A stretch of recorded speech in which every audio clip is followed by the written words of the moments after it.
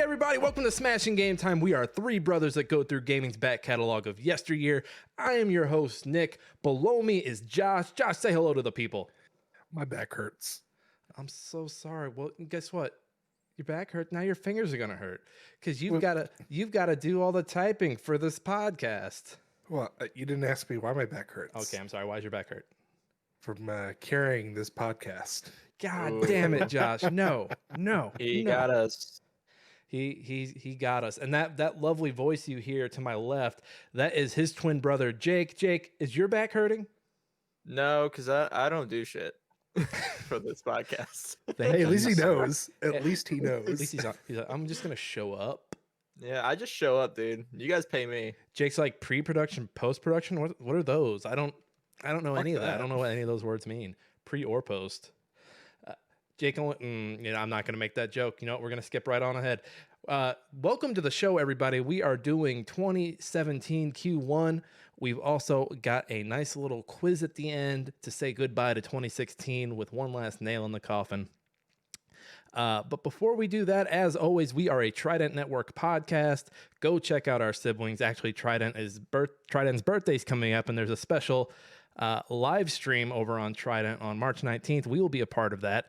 So keep that on your calendars, write it in your little day planners, get ready for it. Also, we are anywhere you get your podcast. So Apple, Spotify, Google, go check us out there. And then while you're at it, leave us a review. All stars are welcome. Every star you've got, and nice words as well. Josh thrives off nice words. Just look at him. Just look at him. We need to get a little Sarah McLachlan for that part. And just have Josh like doe-eye the camera. Help. Josh, that's actually really good. I love that. I love that. I practiced. Boys, what has everybody been up to? Josh? Yeah, so still on Callisto Protocol. I finally got my suit, so I have more inventory. Are you outside? I'm literally on the last part of outside. That is the most beautiful part of the game. It's a little terrifying too with the snowstorm. Oh, and they all like stuff's popping up out of the ground at you too. Yeah. Yep. It's a little terrifying. And then did your I don't know, did your buddy die already? Yes. Okay. Spoilers for those who haven't played it. Well, we're not going to say anyone's names, but I feel they kill that character at a very weird time. And the way they bring the next one in almost like immediately is like, really? It kind of reminded me of Resident Evil 4, just because by the time you get Ashley, they kill is it Louis? Yeah. They kill off Luis right around time you get Ashley. Like the game, I'm guessing the game's like, hey, you can only have one companion around these times, so we got to say bye to the other one. I think I would. It just feels so abrupt, like his death. It just not only is it abrupt, but the fact that, you know, where you wake up and where he is at is so far away from each other. And they give him a really good character moment before that happens too. Oh yeah, fantastic. Like, don't get me wrong, they set up a good twist right there for all that to happen. But at the same time, it's like, man, this is it feels weird. Just so abrupt. It just feels very abrupt, and just the fact that he's so far away. Like, if he was closer and that happened, I probably would have been like, what the fuck? Or at least, you know, maybe make it like we're attempting to save him, and then then you get to that part and he dies. It's one of those games where I'm like, I want to like these characters, and they kind of do some stuff to make me like them, but they don't do nearly enough. No, I say by far he's my favorite character of them all, because it's just his personality. I think the main character so far he kind of reminds me of Stephen Emile a little bit. Okay. Like season 5 of like The Arrow, basically. Season 6, actually. They do some interesting stuff with his survivor's guilt. Yeah. I don't know if I think you've gotten glimpses of that already, like early on in the game. They do some interesting things, but I don't think they build off of it as much as I would have liked. I won't get into any spoilers. Maybe you'll see it differently than I do. But I definitely wanted to like Callisto more than I came away liking it. So far, I'm enjoying it for what it is. My only beef with it still is a little bit of the fighting mechanic with the dodging. It's not perfect. It's okay. I think my biggest pet peeve now is I didn't realize they could do 3-hit combos where I'm at now. And I'm such in the habit of waiting until they swing twice before I swing. And I'm like, oh shit, they do 3s now. So I have to like adjust to that. And I'm like, right, at the rate I'm going, they're going to do 4 swings or something. By the time I learn that, I'll be doing 3 dodges and attack and get hit and killed. Trying to think if you have. Okay, I won't say anything. We'll circle back. You should be. I would imagine you'd be done by the next show. We'll circle back and we'll. Oh get yeah, some my final plan is thoughts I'm on going to it. play it. I'm going to play it all day tomorrow and hopefully beat it. And you're But playing I've that on also been PS5, playing- right? I played it on PS5, and then as of yesterday, I actually picked up the Steam Deck because I was hanging out with Anna. We were watching the Memphis Grizzlies play, and I Put it started down, playing Josh. Sorcerer's Kingdom. What is this? I'm out of the circle. So it was remember we used to have it on the Sega Genesis, and I actually included. Oh the my link. god! I know. Yep. Oh, I yeah. know what this is. This is the Yeah. one with the. Yes, like okay, so it's one of the most forgotten RPGs out there. And as I started playing it, I was like, I remember a lot of it, but I'm at a point now where I'm like, the gameplay mechanic throws me off because I'm like, I thought we used to be able to move all 4 characters before the turn happens. No, it is you pick the character you want to move and you basically do it. So I've stuck with my main guy. I've OP'd him as much as I possibly can. And I've been using the wizard, and I've been using Firestorm, which does fire damage to all the enemies on the screen. Oh, this is taking me back. Oh, it looks so. Yeah. It's so dirty too. It looks so dirty. Oh, especially when you get into the mountains where it's all snowy and there's a blizzard. Mhm. Oh, it hurt my eyes for a hot minute. I was like, oh my goodness, I don't know how I played this as a kid. As a kid, I remember this being hard. Was this hard? The beginning is hard because you basically can't take on more than one enemy. Mhm. Where I'm at now, I'm literally taking on mobs of like 6 or 7 with one guy. Mobs is 6 or 7. You started Pokemon. Your main character. Oh yeah, I did. He literally has like mithril armor. I got into the point where I think he's like it's like 3,000 offense, which is like how many times he'll hit, and then his strength is almost 100, which just means how strong he is, basically how hard he hits. I do love how the enemies are out in the world. It's not like random encounter. Oh yeah, and the fact that you can initiate the battle by pressing the start button or the action button and press battle. One thing I don't like about it, and it's just an old gamey thing that really ticks me off, is the inventory. Once your first guy runs out of room, it immediately goes to the next available person who has room. So I'm like, what the fuck? I just picked up this armor. I gotta figure out who has it because I have 4 people full of inventory. That is really weird. And are you emulating this, or did you get it through Steam? Nope, emulating it. Okay. Because I also picked up Judge Dredd. Yeah, I remember that. That game was confusing. The Yeah. 2D side scroller. The one where we got to the jail and we didn't know how to beat it because we got to one point and we just couldn't escape. Okay. See, I don't know if you remember that. I was a fan of these like mid 90s like 2D like IP so like the Batman ones from back then. Yes, Mhm. that's actually on my list next. I want to get the Super Nintendo one so I can play it. But I picked up that, and then I also picked up the X-Men for the Sega. Oh, that one was tough too. Oh my god, Yeah. Josh, why are you doing this to yourself? I tried playing Judge Dredd, and I'm not gonna lie, I almost like punted my Steam Deck. I was getting so frustrated with it. I think it's just a bad game.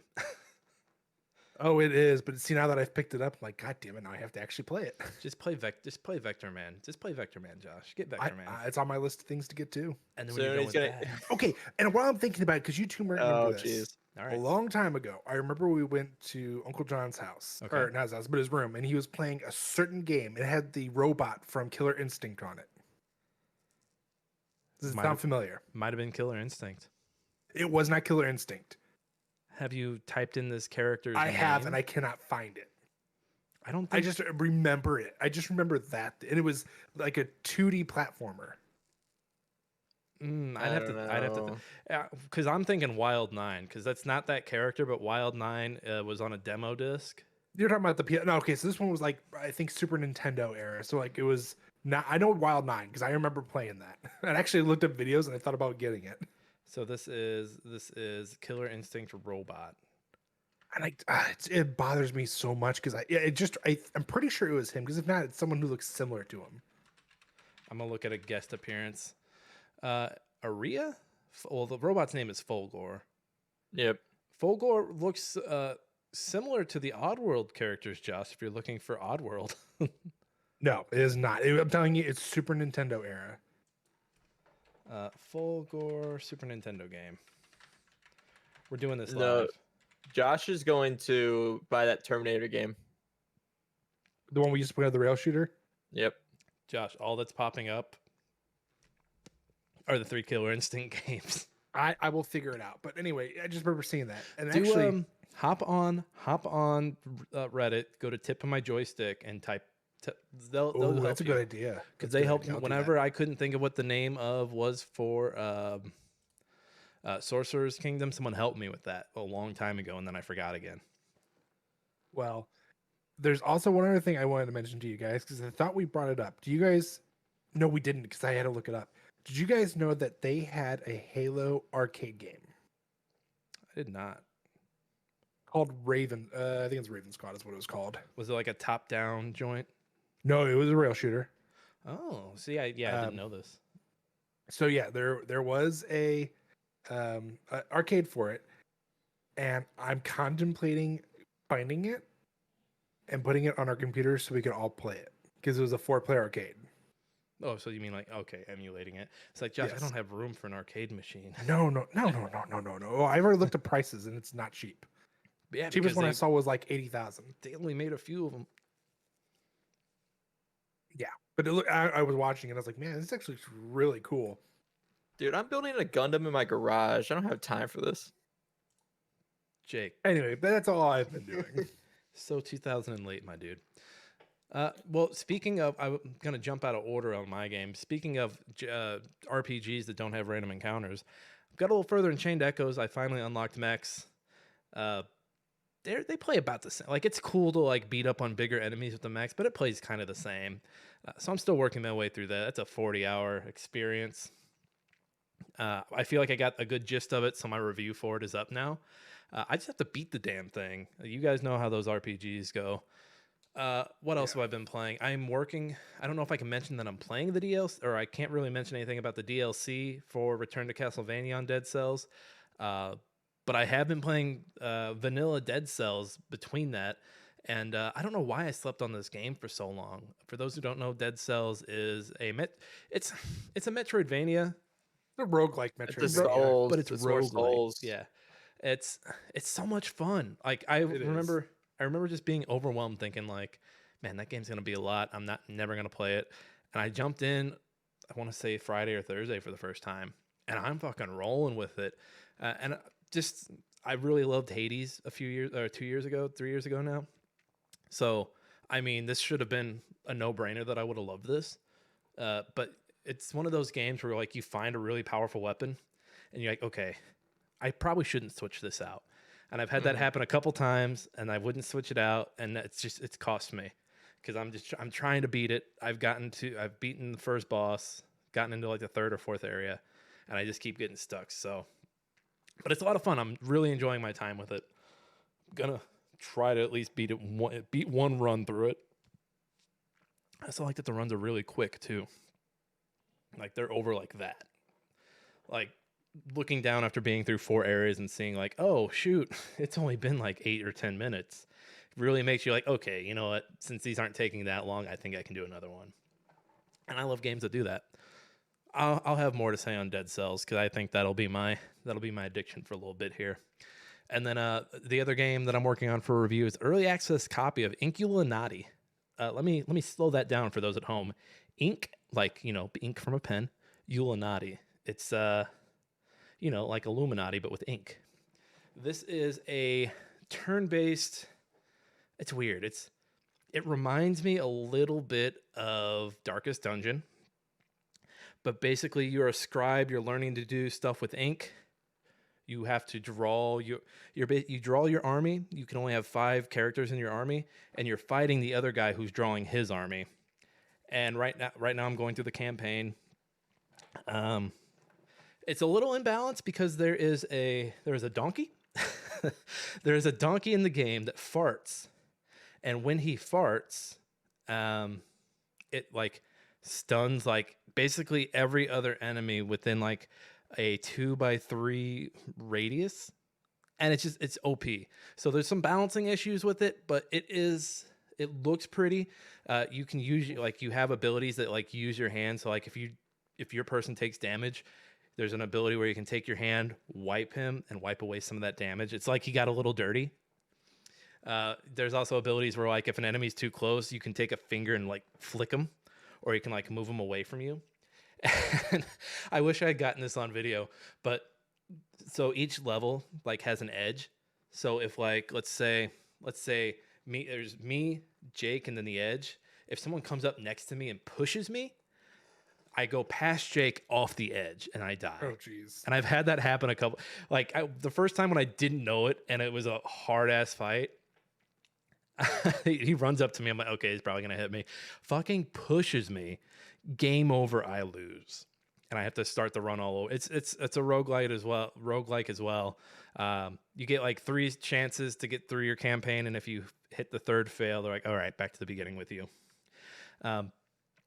It's fun. It's imbalanced, but it's fun, and I'm gonna spend a little more time with that one as well, writing a review for that early access. But that's really all I've been playing. A little shorter week for me.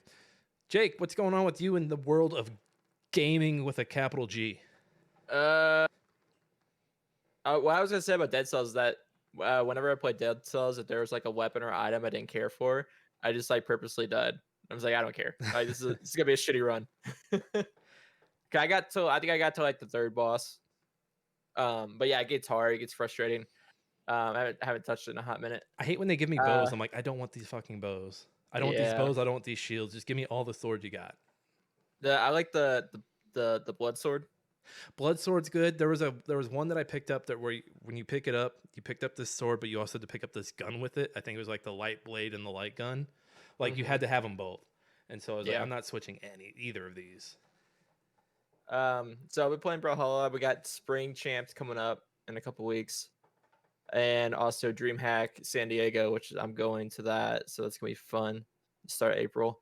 Teamfight Tactics, the set 8 ends on the 22nd of March, so I'm kind of trying to grind my way to Masters or just a higher rank, so then I get a soft reset in a good spot, and then hopefully grind my way to Grandmaster or Challenger. They're doing the mid-set championship right now, and one of the guys that I got coaching from just got knocked out. So it's been pretty intense. NA hasn't really won anything. Like, NA, when it comes to any esport, NA is kind of like the underdog besides fighting games. North America has just been awful in every other game. Oh yeah. Oh yeah. Yeah. I've seen some docs. Yeah, because I had that one. NA's only won like one major CS:GO tournament, and that's never happened or come close. NA never gets out of groups in League of Legends Worlds.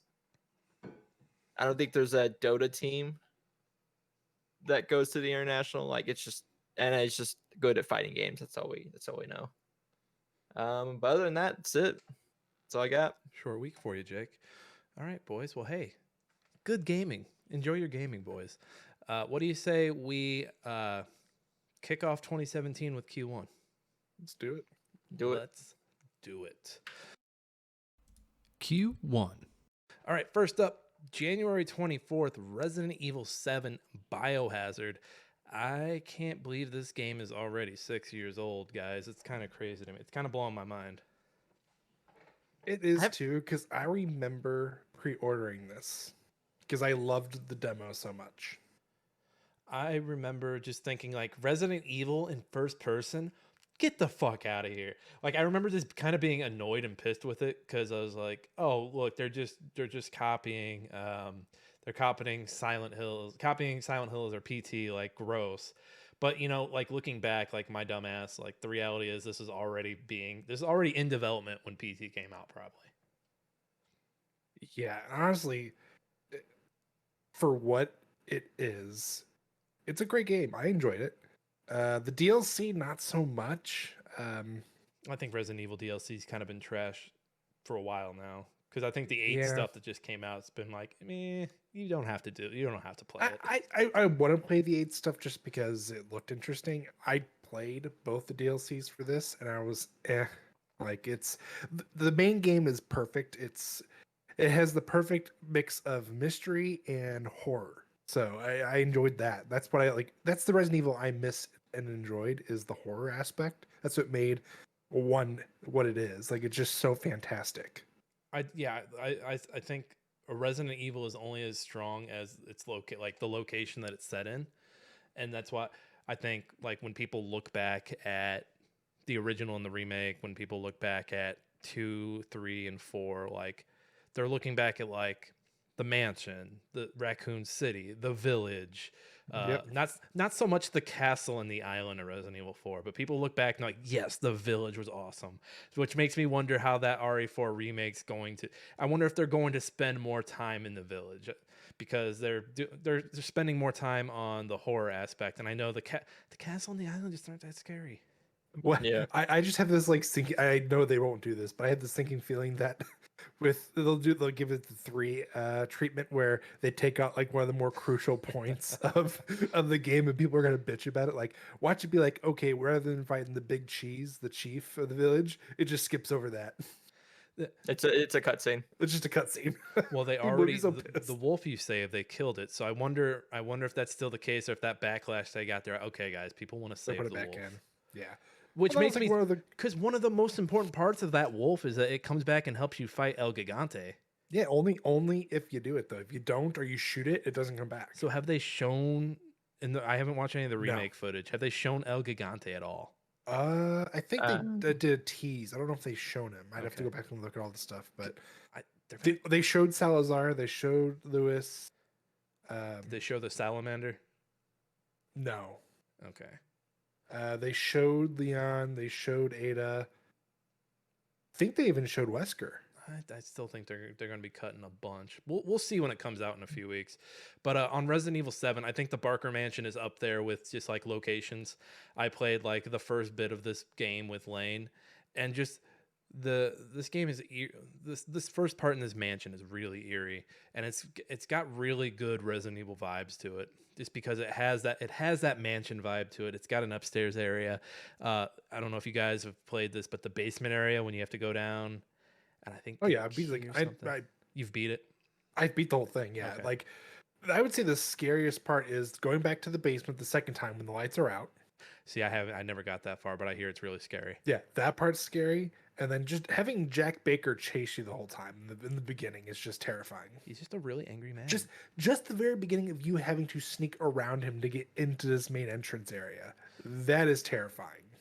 And I think when you come back up from the basement the first time, like the placement of the grandma character in the wheelchair, Yeah. doesn't she end up being the final boss? Spoiler alert, but yes, you find out that. Damn it, Nick! Sorry for spoiling a 7-year-old game, you guys. I'm sorry. I won't do it again. Yeah, but no, that was a good twist, because you just would never think of it. You're just like, hey, she's an innocent old lady. Nope, she's the Nope. cause of the whole damn thing. I also didn't. There was one thing I didn't like as well, is the spoiler alert ahead now, is the choosing between who you save. Oh, Mia and Mia, and then what's her name? The daughter. I can't think of her name. I'm choosing my wife 9 times out of 10, and that's Well, that's the correct ending, because the DLC is you play as the uncle who hasn't heard from the family in a hot minute, and comes back and like fights all through the things and saves the niece. The uncle's like, "What's going on?" Oh, let's not forget we got a new look of Chris Redfield. Oh, I forgot about that. Yeah, people were Yeah. pissed about that. Yeah. I was more pissed that the umbrella logo was blue instead of red. Yeah, they never truly explained it until Village, and even then Village, they still really didn't explain it too well. I didn't like Village. Felt too much like a Zelda game. I loved Village, just because the village, the very beginning with you running into the village and fighting all the lichens, basically. That was cool, and like that finding out that was an unwinnable situation. Like once you find that out, you're like, all right, fucking eat me, let's go. Step on me. Step on me. Step on me, please. Like, I felt more horrified with that than the first time walking into the village of RE4.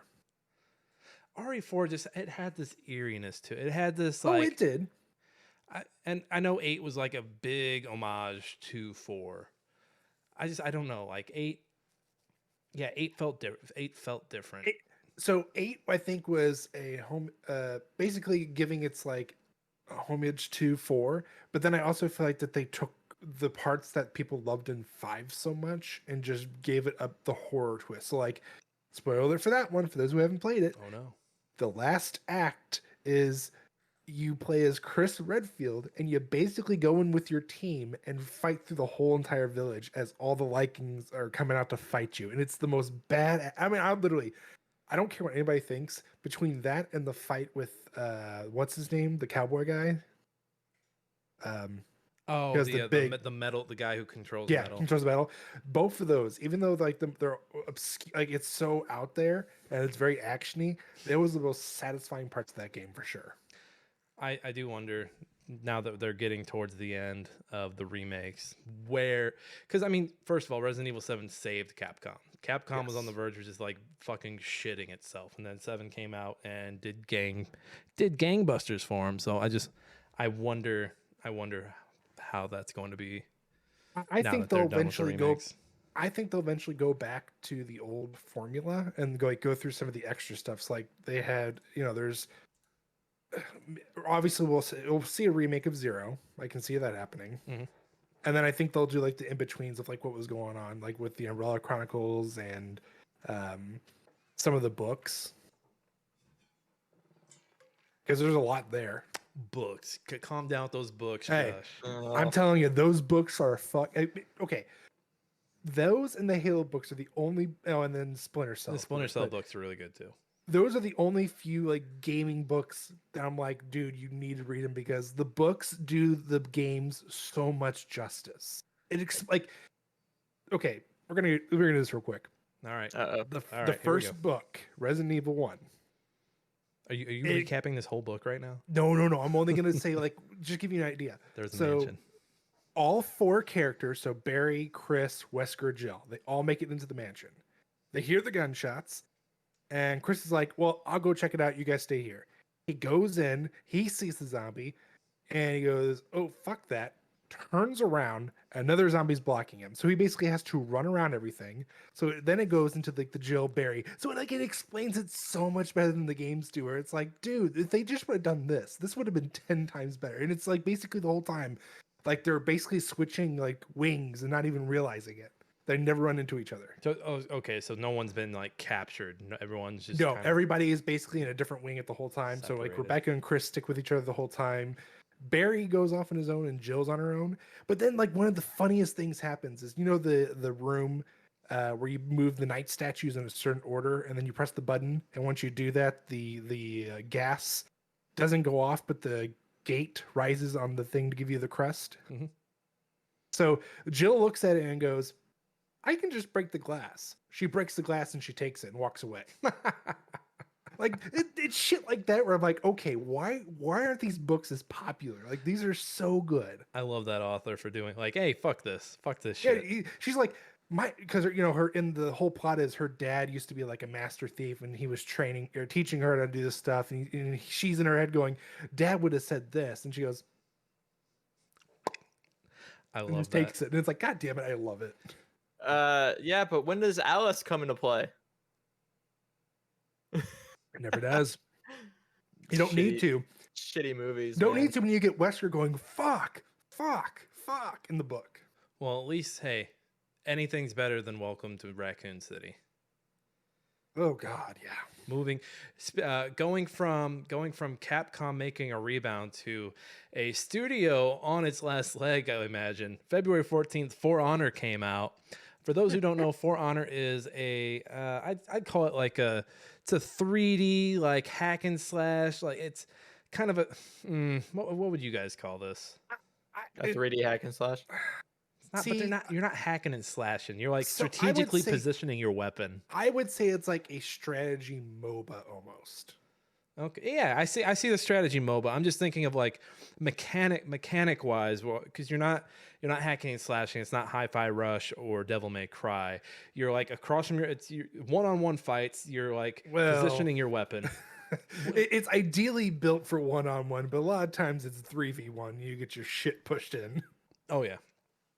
I was very No, the so little bit of time I spent with this game, I was very very bad at it. oh, there was a summer me and Jordan played the crap out of this game, and I'm not gonna lie. So the character you're seeing now is my favorite, just because you can basically bull rush them and it knocks them down. But there are so many cheese characters in this game. It's ridiculous. Well, and Like, looking at how Ubisoft has supported Rainbow Six Siege, there's part of me that thinks like there was a time where they could have supported this game successfully and had all these different classes because they have pirates, they have knights, they have different Samurai. warriors from different times in history, and they all have like unique abilities, unique buffs. And it's pretty cool. Like when you finally like learn it, you're like, this is kind of cool. Josh, did you see what I saw?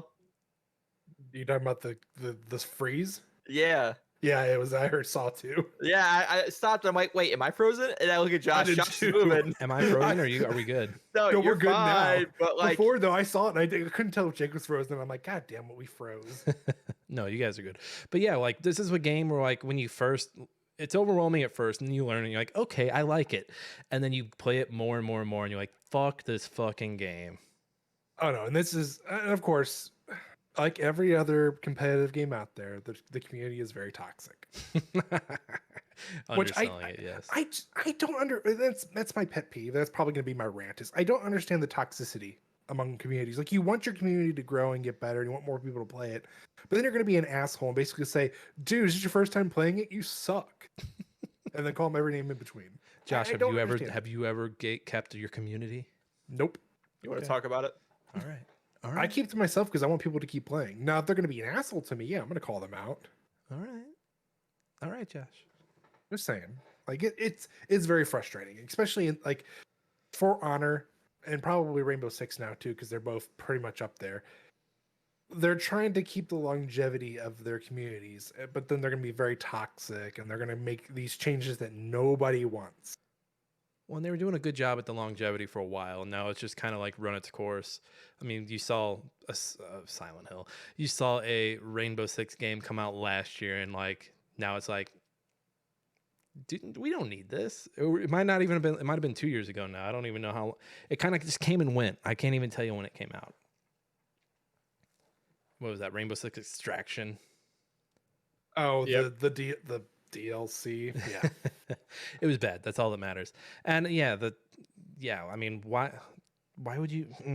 I don't understand a community that is toxic in a game that is so bad like this one. Yeah. Shall we move on, gentlemen? Yeah, let's just move on. I'm Let's getting move on. frustrated again. Josh, you save those toxic comments for next week when you have tea time. All right, February 24th, Hollow Knight. Funny story about Hollow Knight is that, I mentioned at the top of the show I'm playing Dead Cells.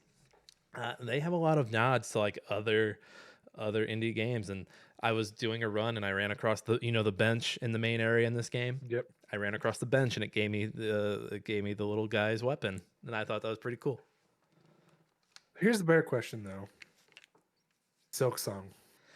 Yay or nay? It's never coming. So if you live in under a rock, Hollow Knight is a 2D Souls-like. You play a cute little beetle character, but don't be tricked. It is a very hard game. Josh and I streamed this back when I moved back to St. Louis. Very hard game. Very easy to get lost. It doesn't want to hold your hand at all. It's like, fucking guess, dude. Fucking guess where you gotta go.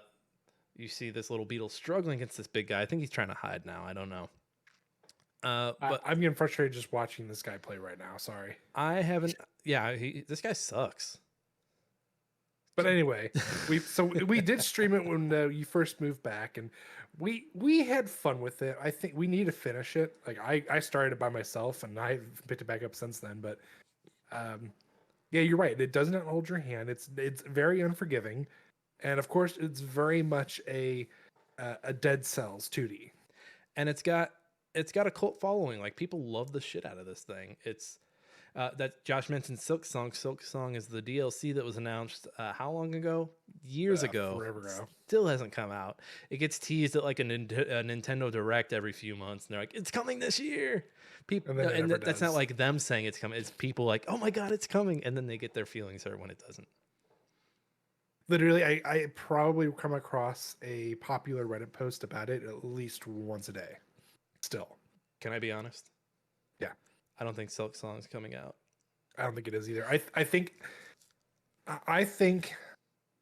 what was going to be a DLC is being turned into a game, Yep, exactly what I was gonna say. which is not a bad thing. But rather than getting people's hopes up, just tell them that. Listen. We had a episode where we talked about Dead Island 2 not coming out, and then next thing you know, Dead Island 2 is coming out. Now, if you listen to our words, Jake, it might sound like we're saying that Silk Song's not coming out. What we're saying is Silk Song will not come out as a DLC. Silk Song will just straight up be Hollow Knight 2. Yeah. Which once again, not a bad thing. Which Probably at this point we needed. Which before the Cuphead DLC came out last summer, like I would have guessed that would have been like on the same route where like, oh yeah, Cuphead Delicious Last Course. No, it's gonna be Cuphead 2 now. But they ended up coming out, which makes me think this could still happen, but no.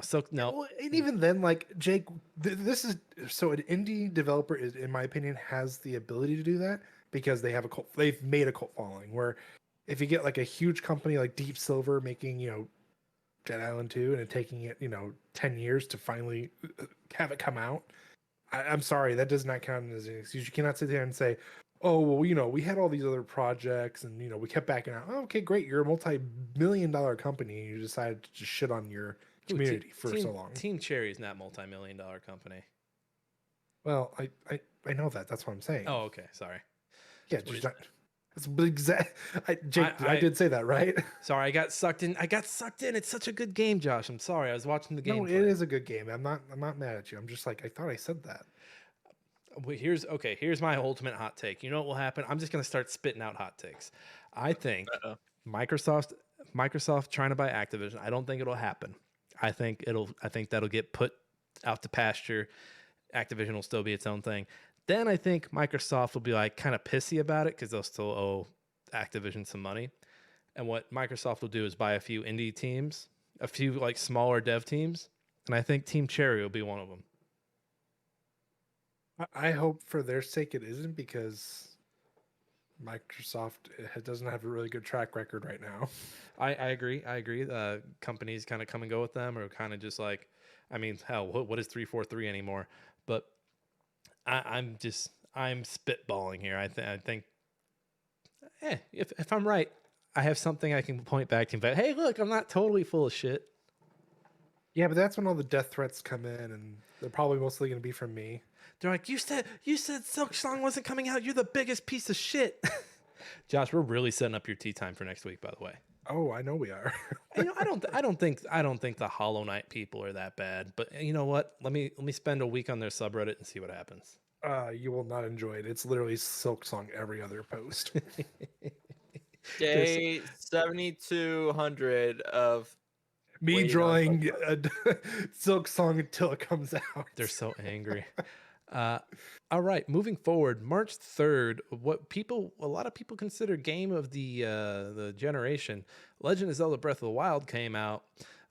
Real quick crypt note here, because that's just the way it is. This game eclipsed Horizon Zero Dawn, and that's all we're gonna say about it, just because I think that's funny if that's all we say about it. Well, we also have to mention that 5 years later it gets eclipsed again by Elden Ring. We'll mention that when we talk about Elden Ring. We'll lightly. I just feel so bad because it's like they're great games and they got eclipsed. That's all. I'm gonna stop it there. Let me tell you, my name is Alloy. I hate Link and I hate the Elden Rings. Is she Scottish? No, she's not Scottish. I thought she was Scottish. I haven't touched either of those games. So you assume because she's a redhead that she's Scottish? Well, she kind of gives me Brave. You remember Pixar's Brave? Yeah. No, I figured for much. That's why I said the red hair. It's about fate, Nick, you're on the same wavelength as the guys who complained about her having peach fuzz. No, I think that's really cool that they I don't know if you guys saw the viral tweet of the guy that was like, look at these atomic heart twins. These are feminine gaming women. And he had them next to like Alloy, next to I think Abby from The Last of Us Part 2. And it's just like there was someone who posted, it's like, yeah, this is what you this is what you think when all the girls you talk to are your sex bot or your pocket pussies or whatever. Goddamn. But hey, I digress. We're talking about Horizon too much because I want to talk about the game that overshadowed it. This is the first Legend of Zelda for the Switch. This is actually a launch title for the Nintendo Switch, if I remember correctly. This game came out and people would not shut up about it. People still don't shut up about it. We're talking about the sequel that comes out later this year. Like people, this is, I think this is one of the most popular games on Twitch, if I remember correctly. Yeah, people are still making videos about it. People are finding secrets in it.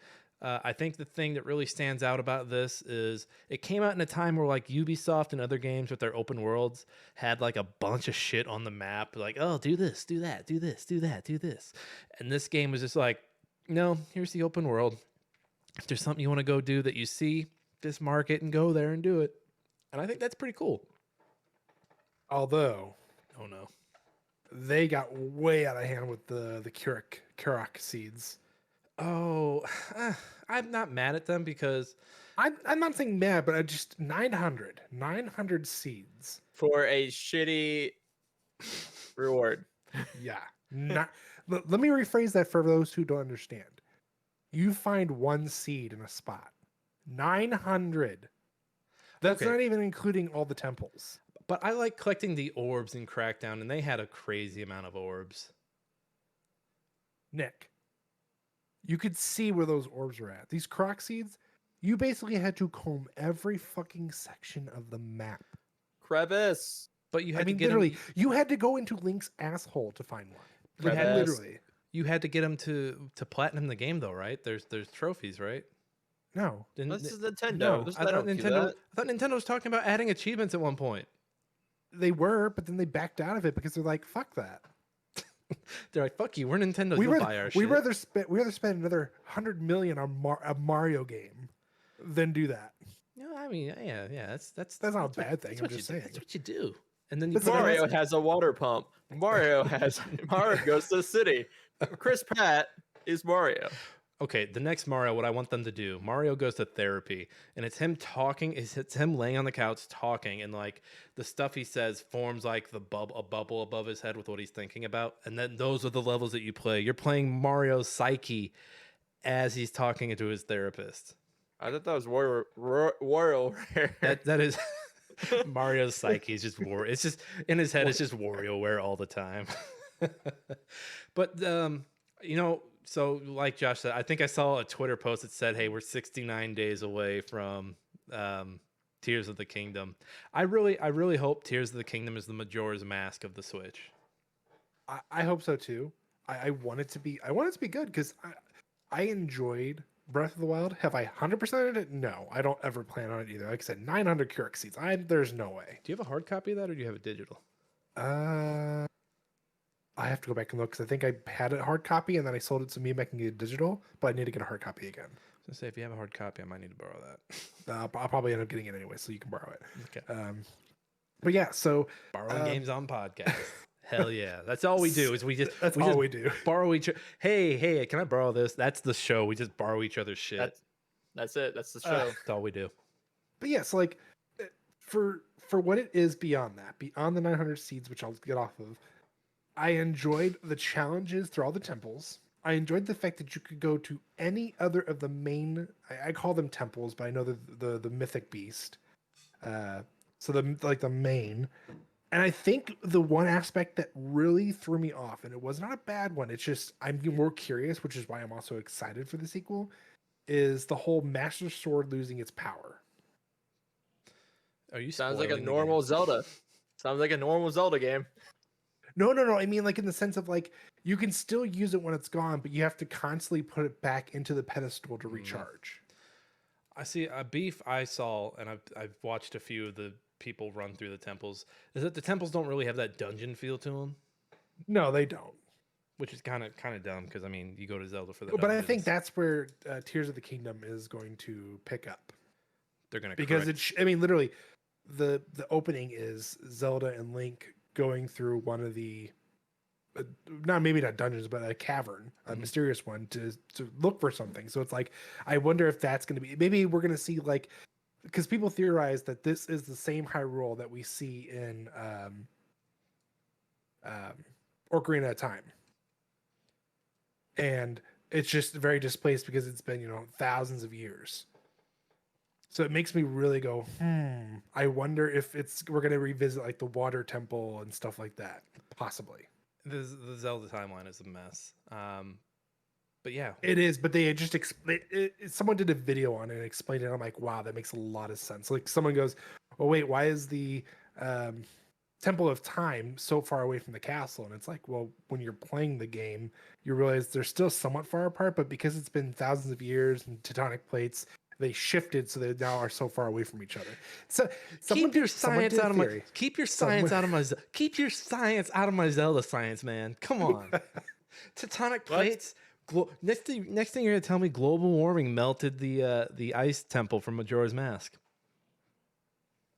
Dude, Triforce is underneath. The Triforce plates are underneath the magma. We gotta go get them. Hey, remember Wind Waker? The world was flooded because these polar ice caps melted. I want a dragon boat, damn it. Moving on. Speaking of cataclysmic accidents, March 21st, Mass Effect Andromeda. Guys, I don't know if you know this. Captain Shepard is dead. You guys have to do this face the whole time.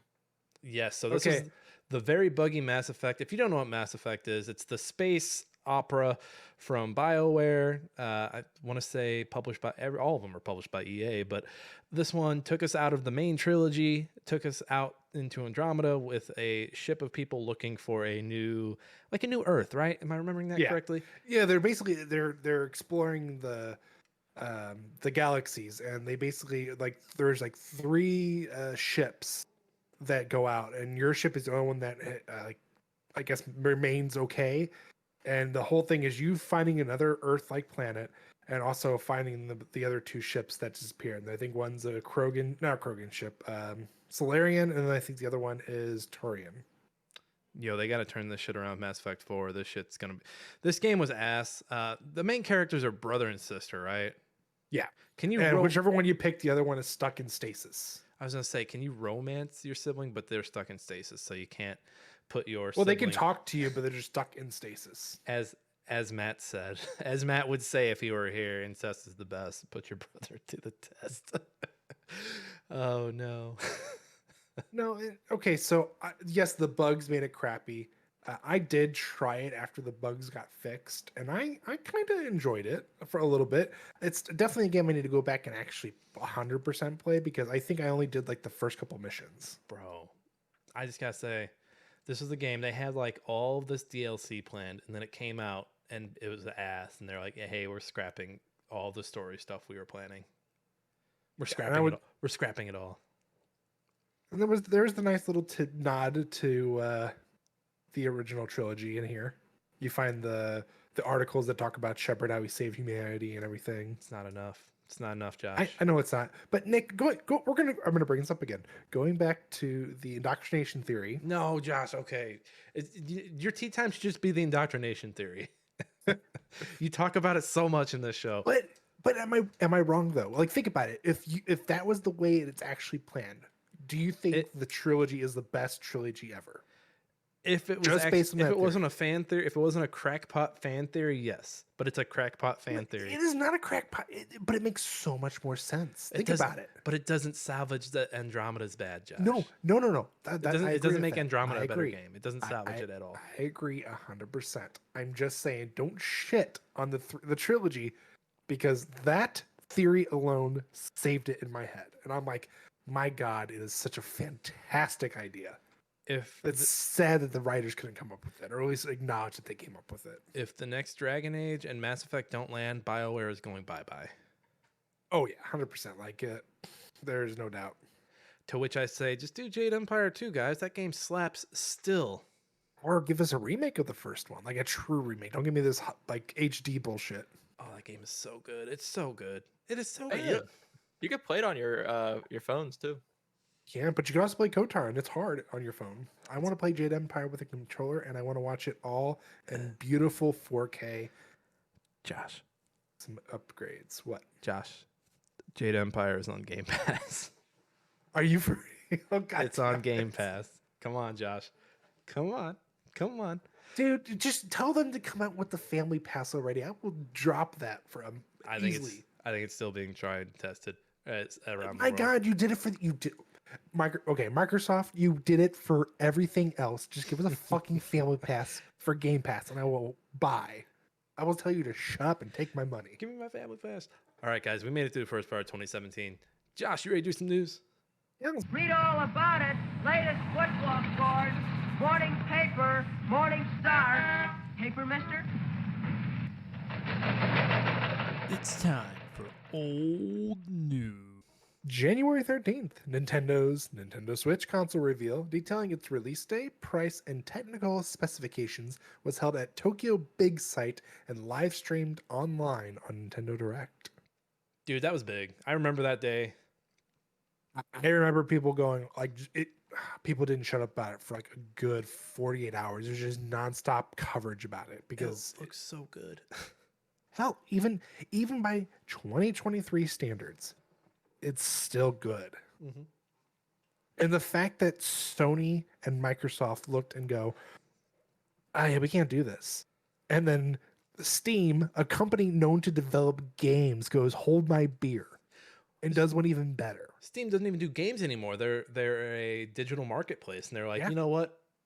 People, and you know what? I bet you Steam was feeling it because the Switch started getting those indie titles that are big for them, and they're like, guys, Nintendo's trying to eat our lunch over here. Can't have this. No, they literally said, "Hold my beer." They did one better. Yes, is the Steam Deck huge? Yes, like I'm not talking like huge as in sales, but huge as in physically big. Yes, Oh, I think it's big on sales too. I think it's. Oh doing no, it really is. well. It is.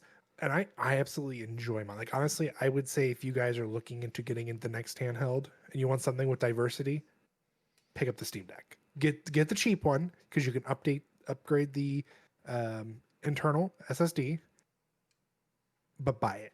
You will not regret it. You know, Steam, give us free shit. do you guys know the meme where it's the guy with the bowl cut and he like it looks like he just turned to like someone who said some shit?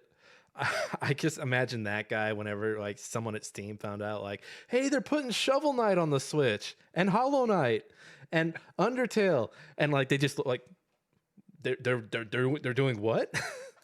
Just pissed. Like, oh, we gotta do something about this. Oh, and they did.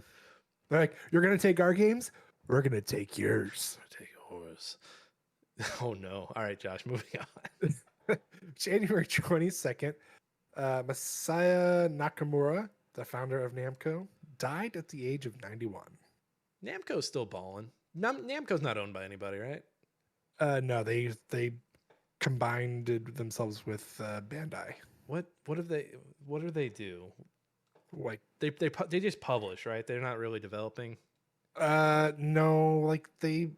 Like recently, anything that I can think Oh of. yeah, like recently they haven't done anything. They're more like you said, publisher than anything. Yeah, basically more publisher. So, but still, that's very important because Namco's.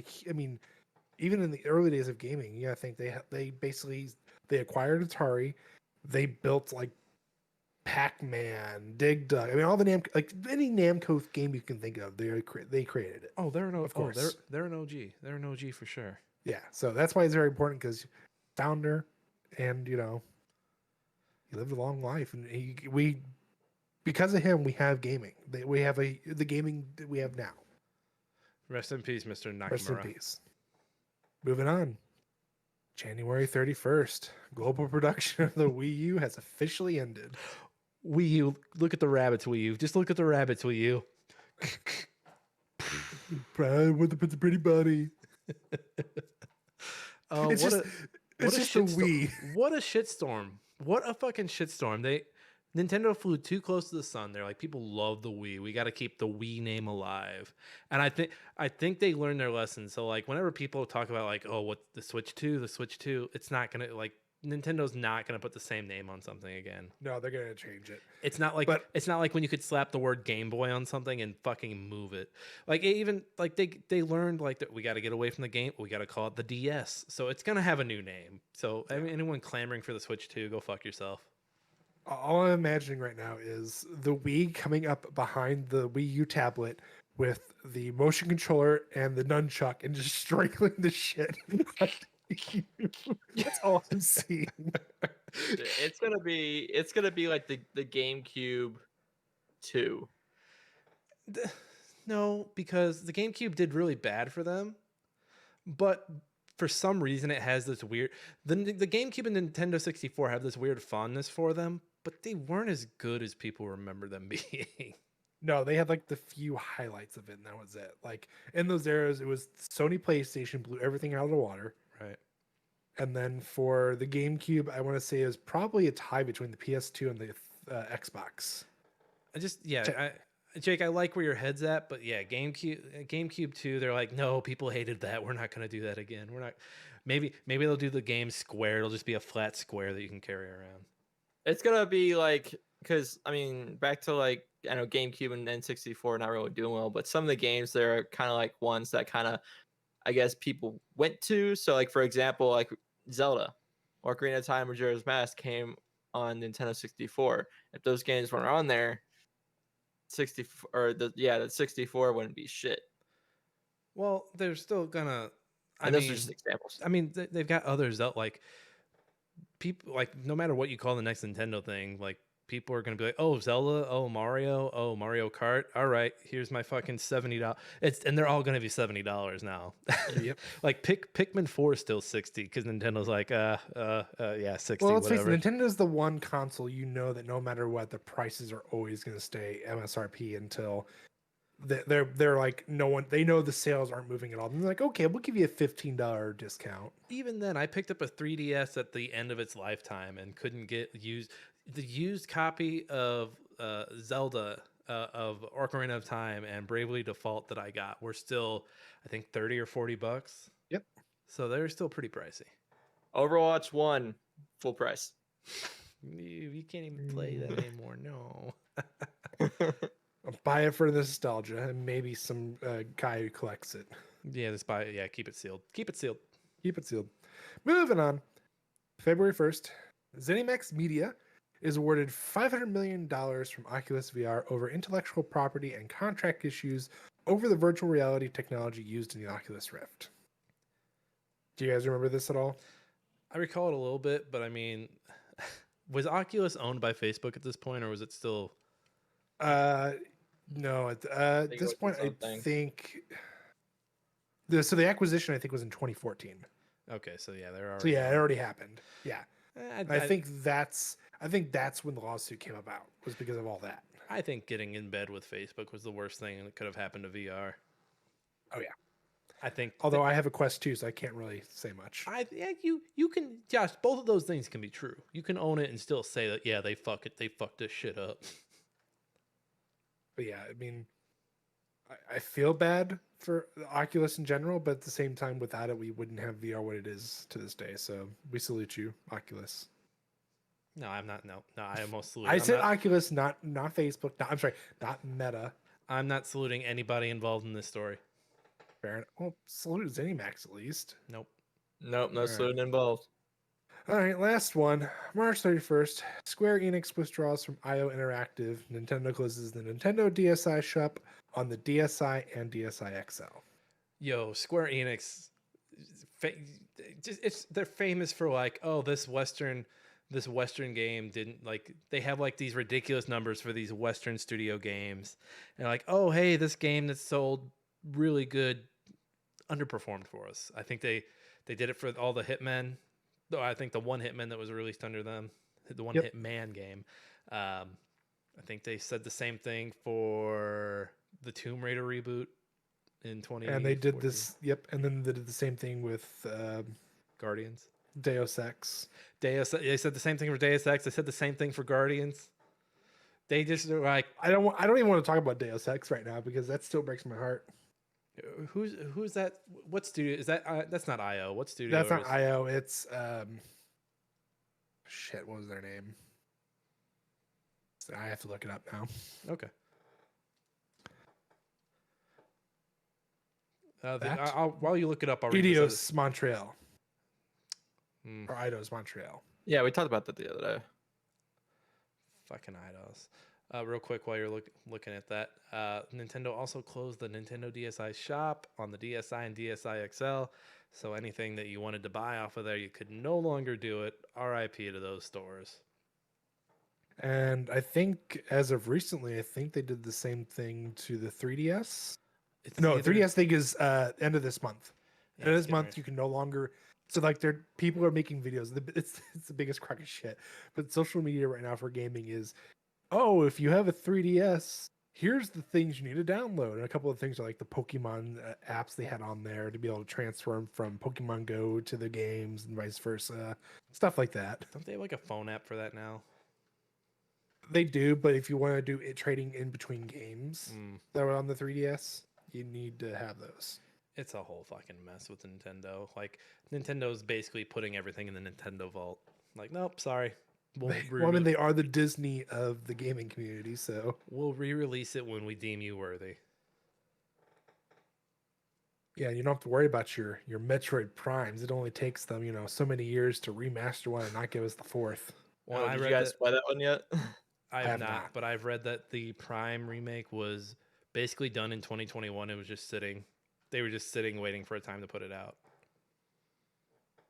I read it. Fucker. I read it on the internet from a trusted source. So I mean, I honestly believe that over anything else that I've heard from them. So I believe that. I mean, how balling do you have to be that you're like, yeah, we'll just sit on that. We don't need to push this out. No, right it's now. not. We'll It's sit not on it." that. It's we enjoy our other IPs better because we've got Link, we've got Mario. What else do we need? Space Bounty Hunter. Oh, fuck that shit. Metroid I mean- hasn't ever really done that well for them, at least in Japan. Josh, do me a favor. Do me a favor. You don't have to do this on show. Look at the top selling Nintendo Switch games and tell me where Dread falls, and you'll be like, okay, all right, I get it. All right, Josh, thank you for the news. We'll post your face when you see the numbers. Jake, is it meme time? Me? Time. Yeah, we got some memes for you, boy. All right, here we go. We got a few actually here, so I'm gonna pull up this first one. Take it We away. got this is from Mass Effect Andromeda. I want a girl who looks at me like Sarah Ryder looks at everything. She's got crazy eyes for those who are listening. She's got crazy eyes, Crazy and eyes. I don't want a girl to look at me like that. I don't even want my wife to look at me like that. I'm okay with that look. It's Ugh. okay. All right, Jake, what you got next? Gross. All right, we got some Zelda. We got a Zelda meme here. We got Link just looking at the horizon, and then you have a picture of a bear, two bears, one named Ganon, and the other named Zelda fighting. And you got a little bear in the back saying, "Me looking for the 900 Korok." Like, screw the main quest. I want these damn rocks. Give me the seeds. Give me the seeds. Oh God! Speaking of give me Oh, the seeds, this next one. Oh no! All right. Man, she's flat. Jake, you have to read it. We are I'm an sorry. audio podcast. Come on. When you invite her to Smash and she brings her Switch, mount. It's a Alright. picture of Link behind Zelda, and it says mount. It's tasteful. It's not. No one is mounted. He hasn't pressed the A button. If you're listening, this is still a PG-13 podcast. Don't let Jake pervert the show. I'm Jake- pretty sure this is that. Rule 34. No, this is not Rule 34. No, don't cancel us. We're gonna move on from the memes. Jacob, thank you for the memes. Those were good. Yes. All right. So we're gonna finish out the show with a quiz. I want to test the two of you's knowledge in 2016 in entertainment. Loser does next week's speed cap. Winner picks the game that they're speed capping and is the quiz master. Are you guys ready? No. All right, so we'll do it. Jake, shut up. So we'll do it the way that we usually do it.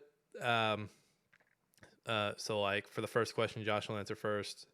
Second question, Jake will answer first, so on and so forth. Okay, you guys? Yep. All right, question number 1. Josh, you'll go first. Chris Pine plays the role of which character in the 2016 sci-fi film Star Trek Beyond? Your choices are Leonard McCoy, Okay. James T. Kirk, Pavel Chekhov, and Spock. James T. Kirk. Jake, what's your answer? It's Kirk. Come on. All right, you're both right. You're tied at 1. All right, good job, gentlemen. Knowing your StarCraft, your space trek, your Star Trek. Your Space Wars and your Star Trek. Yes. Question number 2. Starring Tom Hanks, this 2016 drama film is based on the autobiography book Highest Duty. Your choices are Sully, Midnight Special, American Pastoral, and The Salesman. Jake, Sully. Josh. Sully. The correct answer is Sully. We are tied. Question number 3. Which of the following superhero films was not released in 2016? I believe it's only one of these. Let me double check that. Yes. So which of the following superhero films was not released in 2016? Your choices are Deadpool, Batman v Superman: Dawn of Justice, Ant-Man, X-Men: Apocalypse. Only one of these was not released in 2016. Josh, you first. What are the options again? The options are Deadpool, Batman v Superman: Dawn of Justice, Ant-Man, X-Men: Apocalypse. I'm gonna say Apocalypse. I was gonna say Apocalypse. God damn it, you were both wrong. It was Ant-Man. God damn it! When It was was either it that or released? yeah, when was that released? 2017. Which one? Ant-Man. Man. Ant-Man was released in 2015. I watched it coming back from my honeymoon. All right. In the 2016 film Zootopia, Judy Hopps is relegated to what duty on her first day as a police officer? Your choices are traffic control, office filing, parking duty, or domestic disturbances. Jake. Man, I watched this once. I want to say domestic disturbance. Josh. Parking duty. It is parking duty. Josh is correct. It is 3-2 in Josh's favor. We've got how many more questions we got here? 1, 2, 3, 4, 5, 6. We got 6 more to go. All right. Which 2016 film is based on a fictional character created by Edgar Rice Burroughs? This one's dumb. The choices are The Neon Demon, Hell or High Water, The Legend of Tarzan, and The Jungle Book.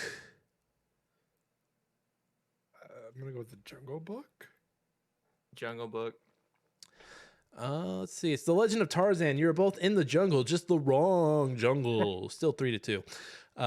Next question. Who plays the role of the computer professional Edward Snowden in the 2016 biographical film Snowden? Your choices are Oliver Stone, Tom Hardy, Christian Bale, or Joseph Gordon-Levitt. Jake. It's Joseph Gordon-Levitt. Josh. Same. Love it. Yes, you are both correct.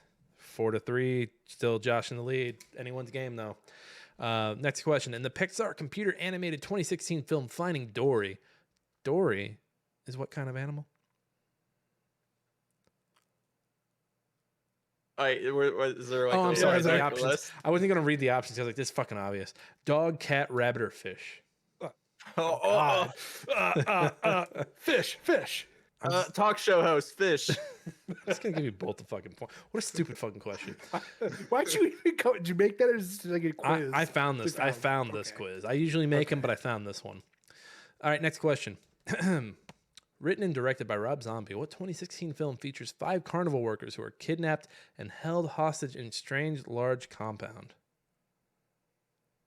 The choices are 11, 31, 41, and 21. This is the name of the film. It's a number. Directed by Rob Zombie. 11, 31, 41, or 21. Shit. I want to say 11. Josh? I saw Jake's screen flashing constantly, so I don't Jake's know. on the Oh, because I IMDb. keep on hitting stuff. No, I'm not on that. Josh? I'm looking at I'm gonna say 31. Josh is correct with 31 Oh, out his mother- ass. All Fucker. right, next question. Bet that movie didn't do well at all. Probably not. In this 2016 Irish film, we see Conor Lalore form a rock and roll band in the hopes that he might win the heart of an aspiring model named Rafina. The choices are The Lobster, Sing Street, Cubo and the Two Strings, or The Midnight Special. I'm gonna wing it. Midnight Special. Jake, I'm gonna say the Two Strings. you are both wrong. It is Sing Street. Let's see here. How many more? Josh is ahead by 2. We've only got one more, so Josh wins. Yeah. What's the last question? The last question is, which 2016 adult CGI animated film is a parody of Disney, Pixar, DreamWorks Animation, and Illumination Entertainment animated films?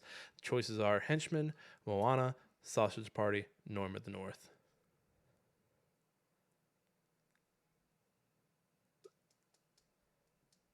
Jake, you gonna go? Moana. It's Moana. No, it's fucking Sausage Sausage Party, you Party. dumbass. I didn't hear half the question anyway. Sausage Party, you dumbass. He basically said adult, Jake. Like what other? Like yes, Moana. Yeah, you. Rule 34. Yeah, the Rule Rock- 34, Moana. Yeah, the rock's in there, right? Not Rule 34. No. Well, I was gonna say her Nana. The Rule 34 Nana. No. Wait, what? Josh, I'm about to take some points away. You keep this No, Rule oh, 34 you're shit talking up. about that giant spirit that calms Yeah. down. Oh, that's scary. That part is scary. That part is legitimately scary. It scares I'm me. actually talking about the seashell crab. Ew. We're moving on. Josh, you win. Jake, you lose. Jake's doing the speed cap next week. Josh is picking the game. Josh, what game is Jake? He's speed doing capping? Andromeda. Jake fucking is hate you. doing the speed cap for Mass Effect Andromeda. I'm not gonna know what to do. Jake, I hope you're ready. Boys, plan out your punishment. Josh, plan out your punishment for Jake if he fails. Make it spicy. He has to live stream Andromeda. No, I'm save not. it. Put it. Save You're- it. you're No, it paying won't for be that that. game. Paying for that game. I'm not Save paying it. for that game. Put it in the chamber. Put it in the chamber, Josh. Come up with something. I'll on- come up with something on better. your own private time. Hey, everybody. We made it through the first part of 2017. We did it. We're all here. Yay. It only gets worse from here. It only gets worse from 2017 was okay. It was all right. Folks, you can find me on Twitter at That Kaufman. You can also find me on Twitch and YouTube at Nick Fat Knight. I've got a review up on Game Chronicles for Chained Echoes. Go check that out. I also might be doing some interviews for them, so keep an eye out for those. I'll post a link to our socials. Josh, where can the people find you? Find me everywhere at I'm Josh Saying. He's Josh saying. Jake, where can the people find you? You can find me on Twitch, Twitter, YouTube, TikTok at Jakey Boy Kaufman. Thank you, Jake. And you can find this show anywhere you get your socials. Our TikTok is still going off on people are still yelling at Jake about his toxic arc ways. Find us on TikTok, Instagram. We're on Twitter. Go over there for more saucy memes. Josh and I will be on Twitch eventually streaming Blanc. We just got to sit down and plan our time out. It's a little tricky with a 2-week-old, you guys. I'm sorry about that. As always, thank you to Trident Network for having us in their family. Go check out their birthday stream coming up on the 19th. Thank you to Alex Marvin Clark for his song Hunt Him Down that we use for our intro and outro. We have a SoundCloud for him that you can check out below. Go check it out. Again, rate and review us wherever you get your podcast. We appreciate the stars. Everybody, this has been Smashing Game Time. We hope you all had a smashing great time. We will see each and every one of you next time.